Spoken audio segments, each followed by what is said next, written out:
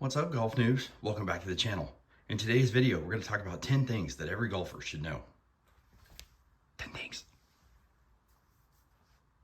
Starting with tardiness. Yes, guys, when you book a tee time, it's not a mere suggestion. It's a reserved time for you to tee off on the first hole. So don't be like golf noob. Don't be late to your own video, all right? Don't be late. Guys, big disturbing trend I'm seeing lately at the golf courses.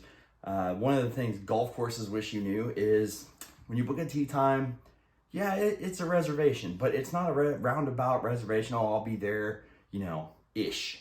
Okay. If you have an 11:03 tee time, that means that the first player in your group should be taking their very first shot at exactly 11:03. Okay. That's how it works. Some of you guys may or may not know that, but now you know how it works. All right.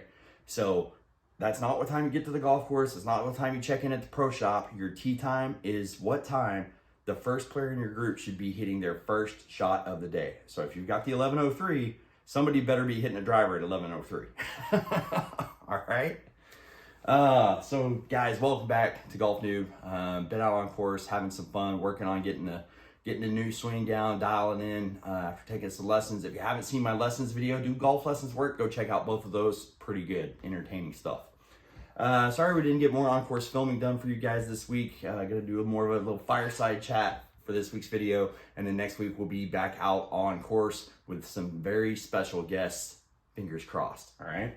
So in today's video, again, we're talking about 10 things all golfers should know. Don't be late. Did you hear me, golf noobs? Don't be late. Okay, that's a big one. So that's the first thing.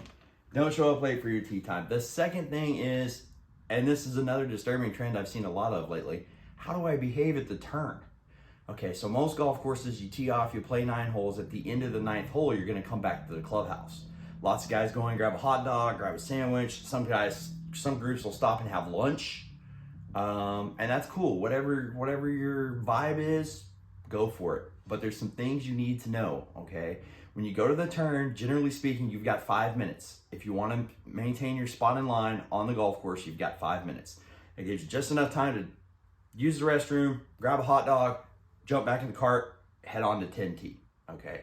That's option number one. That's the course of action that benefits the golf course the most. That's the course of action that benefits the player the most, because they keep their spot in line, they keep up pace of play, and everything runs really smoothly, okay?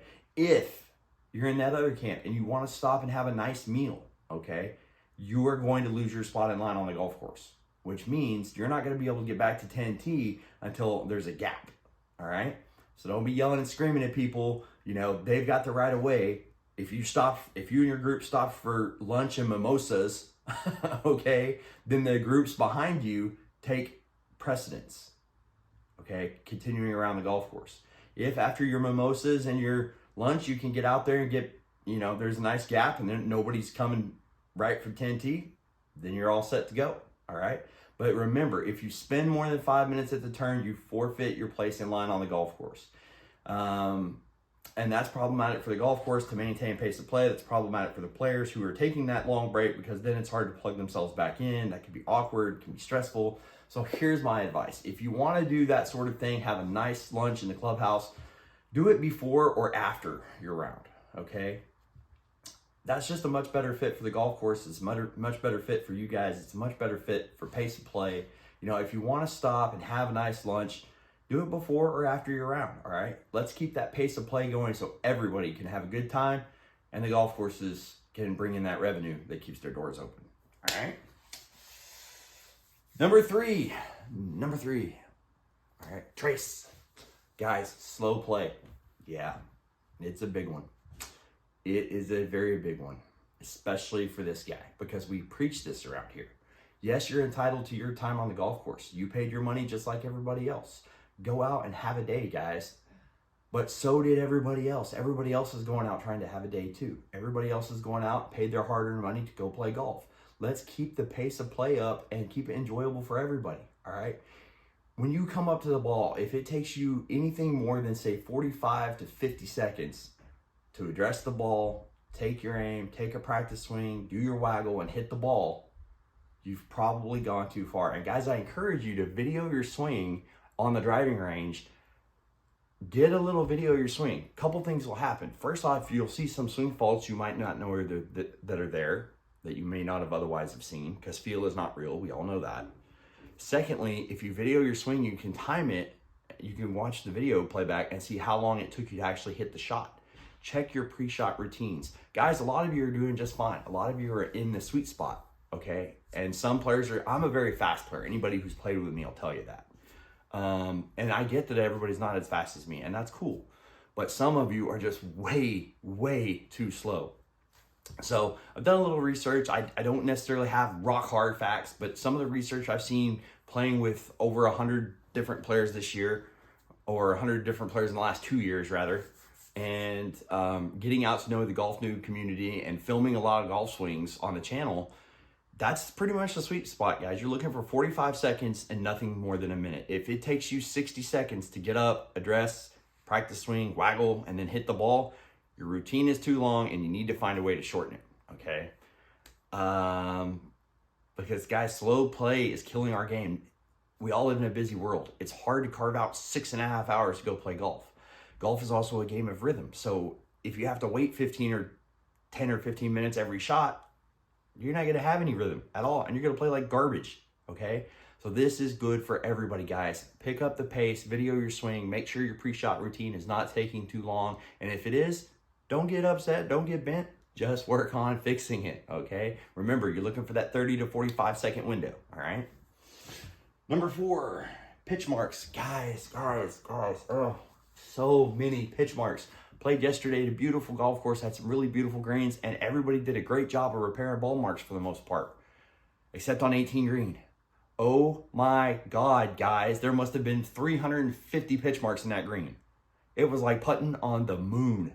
And guys, golfers are the first ones to complain about golf courses' playing conditions. Guys, some of that's not on the golf course, some of that's on us, all right? I cannot tell you, I've been playing with so many different people lately. You know how many people I've played with? I've seen fix pitch marks on the green? Not enough. Not enough. Usually it's just this guy. Every time I walk up to a green, no matter what, I find 2 pitch marks and I replace them. I don't even start looking for mine. That just slows the pace down.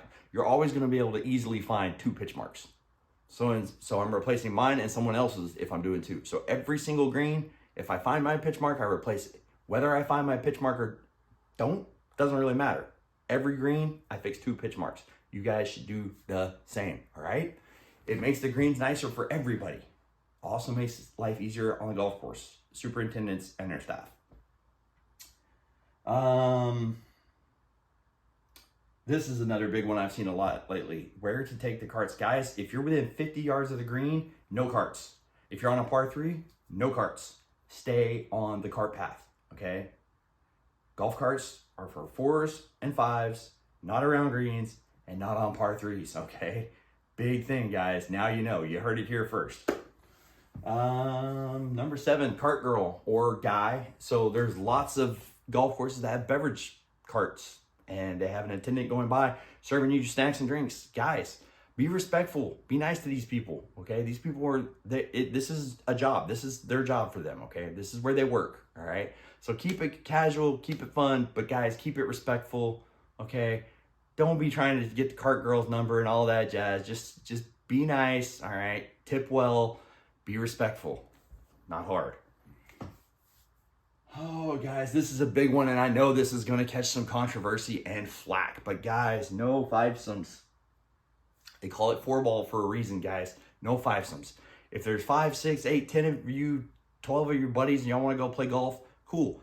Divvy it up, draw names from a hat, and play in foursomes. If there's 12 of you, play in three groups of 4. 4 times 3 is 12, right? All right? Play in 3 groups of 4, all right? Foursomes are cool. Threesomes are cool. Twosomes are cool. Singles, yeah, all works. 5 is too many. 5 is too many. Just stop. Guys, stop doing it. Please, stop doing it. 5 is too much. It's a safety hazard because there's so many people hitting on one hole at one time. Another thing that's a big issue, it really slows down pace of play because you're in each other's way, all right? Don't do it, guys. No fivesomes. That takes us to number 9. We touched on this earlier. Guys, tips. Tip the cart girl. tip your cart staff, okay? When you return the cart at the end of the round, there's usually a little tip jar. Throw $2-3 in there, okay? Help these guys out. These guys work really hard to make sure the carts are clean and ready to go at the beginning and end of every day, all right? So if you didn't sit in bird crap or mud last time you got in a golf cart, that's because of them, guys. Thank those guys, be courteous, be respectful, and leave a little tip in their tip jar. Leave them some lunch money, all right? And 10, last but not least, guys, clean up after yourselves. All right, guys. Well, I hope you guys enjoyed that video. Just 10 things you need to know. There's a lot of new golfers out there. There are a lot of new golfers coming to the channel. There are a lot of people out there who just don't know how all this stuff works. So while this might have been a boring video for some of you, hopefully it's a refresher for some of my more experienced players. Hopefully it is. If it's not, hopefully it helped a lot of new players, okay? Kind of get in the groove and know what they can expect and the 10 things that the golf courses wish we all knew, all right? So guys, like I said, like, subscribe, comment, stick around. Let me know what you think. More on-course footage coming soon. Couple big collaborations in the works. One with a very cool Instagram guy. We hope to feature on the channel coming soon. And some special guests. Some of the OG crew coming back to Golf Noob. Super excited to get that started, all right? We're up to almost 600 subscribers now, so thank you all from the bottom of my heart. I think we'll do another giveaway when we get to, I don't know, 700, 750. That sound good to you? Maybe we'll give something away, all right? Till next time, play well, hit them straight, hit it, find it again. Till next time, Golf Noob out.